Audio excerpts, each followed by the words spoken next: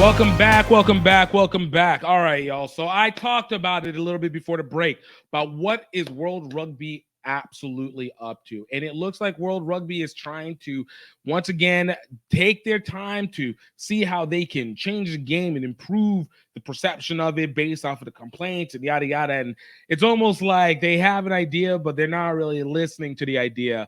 But they had a conference they had a conference recently. I don't know exactly when this was, but they had a conference recently to be able to talk about what are some of the things that they can do to be able to improve the game. The conference was called the what is it? It was it was like the Pace of Game Conference. 2024 Shape of the Game Forum is what it was called. The 2024 Shape of the Game Forum.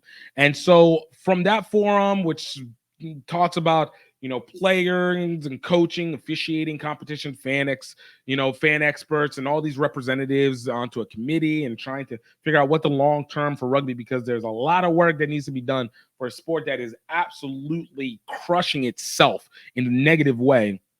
What needs to be done, and they came up with 5 whole points that needed to be done with this. All right, so what were the 5 points that that World Rugby came up with during this 2024 Shape of the Game tournament forum that was presented? All right, so number 1 was they wanted to adjust the speed and flow of the game. All right, talking about speeding up the breakdowns, removing some of the repeated scrums, expanding the remit of the shot clock, review of offside laws from kicks, exploring moves to be able to provide the scrum half with greater space and protection at the base of the scrum, rucks, and subsequently mauls.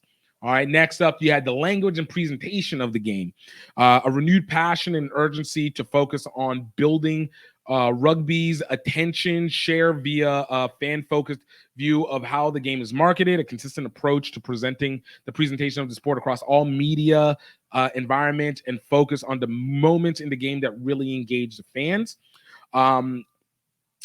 Impacting the women's game, a dedication to the focus on female rugby and adapting laws, recognizing the unique characteristics, strength, and opportunities that exist to attract a new audience. Player welfare and well-being, which was a player-driven approach to advances in welfare, including a removal of the croc roll and examining the breakdown. And then lastly, disciplinary process review, which is streamlining the sports disciplinary and sanctioning process to aid efficiency, consistency, and fans' understanding. Now, you guys can actually check this article. It's on sports. It's on Yahoo Sports, called World Rugby Unveils 5 Points. So I want to talk about some of these point by point. So first and foremost, I think the speed and flow of the game.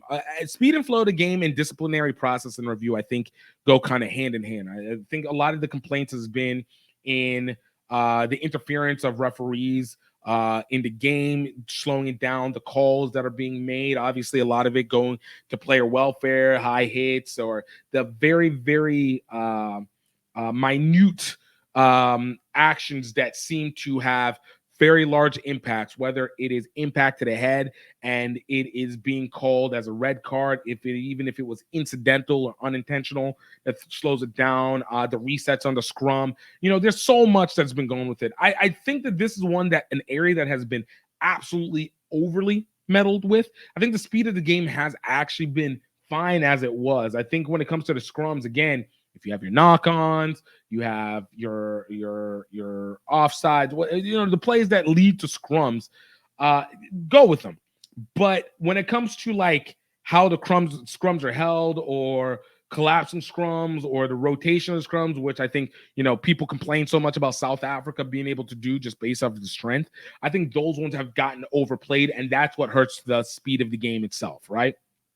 So, like, looking at that, obviously, I think it's removing some of the expectancy. And then it also gives a lot of relief for the refs, because if you guys got a chance, and I never got a chance to talk about it because of the fact that, went on the trip, but the Whistleblowers documentary, which was fantastic look into the refs, whether you have an issue that it only focused on the male refs that were during the Rugby World Cup, but like, it was really insightful to see the stress that goes with being a ref at a level that is just probably unnecessary for it to be, and especially from the fans. Now, that being said, I do think some of that is cultural.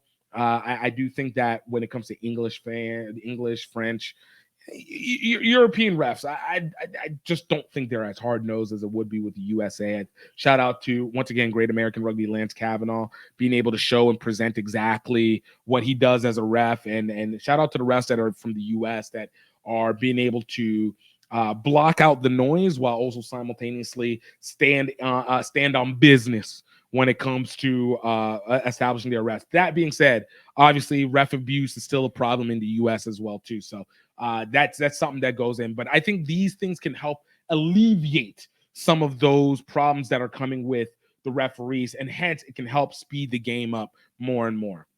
Uh, the language and presentation of the game, that's the one that I feel has been the most egregiously poorly done.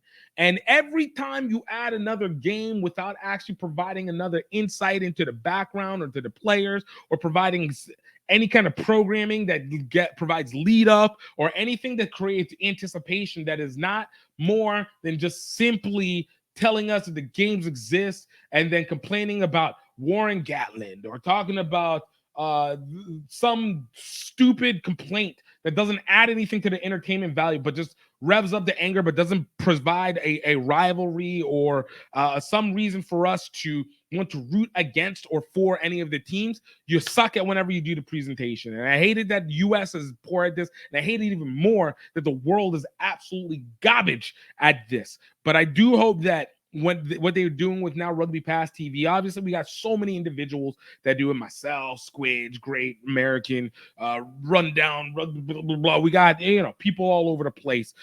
Samantha, love it. It's all them people. But I've said in so many terms that the language and presentation of the game is so much different for the women's side than it is for the men's side, because the women's side have now started to present in a way that is specific to them and the character of them, simply because of the fact that they have not been able to get the attention that they deserve, and so had to create characteristics. Suffering and pressure creates diamonds. Whereas on the men's side, because of the fact that there's so many traditional minded and limited, obviously Bill Beaumont is freaking archaic ancientness as I don't know what. Alan Gilpin is an old school mind. So you get old school ideas, even when you have a whole council of people who are just on the edge of either Gen X or strong boomers, barely any millennials that go into it. And absolutely, we're not ready for disease. But what I mean by is they do not have a lot of recency, and they also have cultural blockage on the men's side, that you don't get a presentation that is entertaining, engaging, or that creates a desire to be able to bring people who do not know the game or not interested in the game into it itself. It is something that if you are in the US, especially, I'm going to ignore Aussie land, I'm going to ignore the European, Western Europe, I'm going to ignore the Pacificas in general. But in the US, where we are consistently having to prove our point that rugby is not only an existing sport, but is a sport that requires and should deserve more attention than it does, even if we don't necessarily deserve it, you see so many reasons why people in our arena or outside of it just don't ever want to watch the game or don't participate in. They all know it's tough, it's crazy, it's wild, it's chaotic. But whenever we're talking about building the story around it or building the setup around it, we don't do a great job in that. So,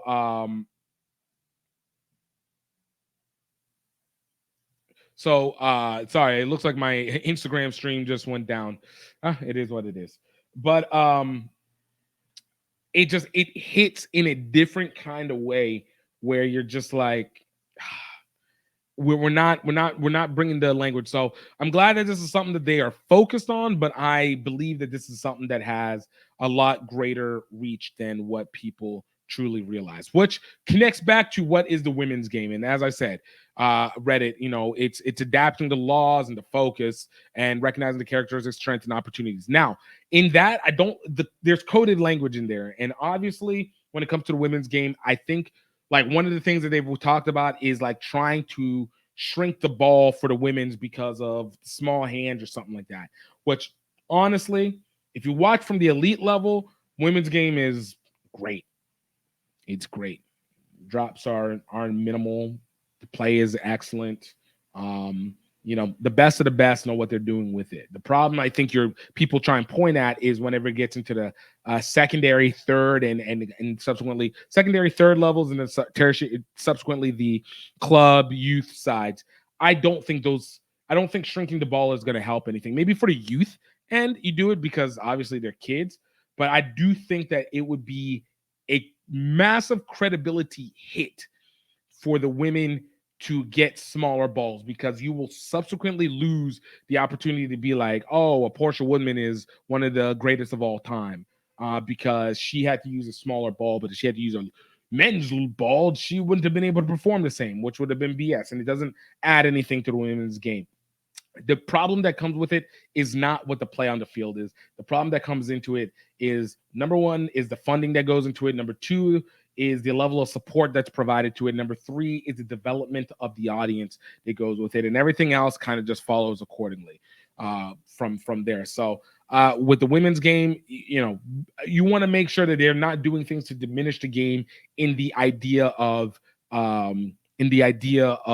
progression, because if you know the saying, the road to hell is paved in gold, all right, which means like, going to the bottom can seem really good whenever you have a shiny road to it. Like whenever you have a shiny path to it, doesn't necessarily mean that you're going to a good place. So you need to watch out for that one. But I do think that the women's game definitely needs to be focused on more. I'm glad the amount of time that's being put onto 2025, because without the women's game, I don't know if the sport has enough weight to it to be able to elicit the funding that's required for it, the investments that are required from it, and the returns that are needed to be able to do it. And it needs to be a game changer for any other sport. Like WNBA is not the game changer for women's sports.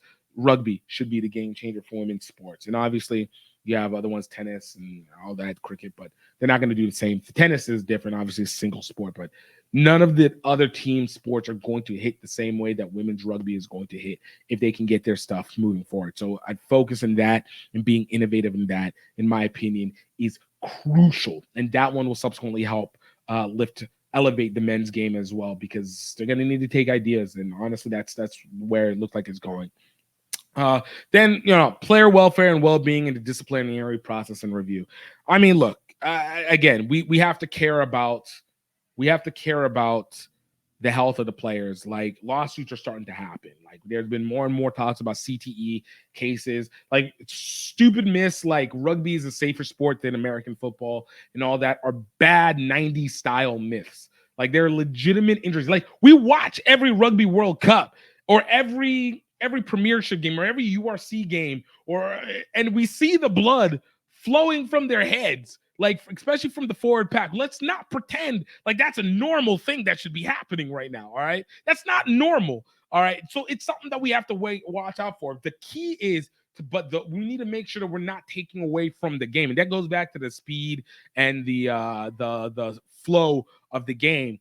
But it is necessary that we need it, but we also need to make sure that they have the insurance and the health care that they're able to get for it. And I think that one is obvious. But in the fracturing of how the game is from the professional and the various leagues of professional, and subsequently the various international test ones, and then obviously away from the collegiate, like they all have different measures that World Rugby can't have their hands in everything. There needs to be stuff that is specifically set for the unions in those respective manners themselves. I think like NCR does some great stuff whenever it comes to player health and insurance and medical and all that good stuff.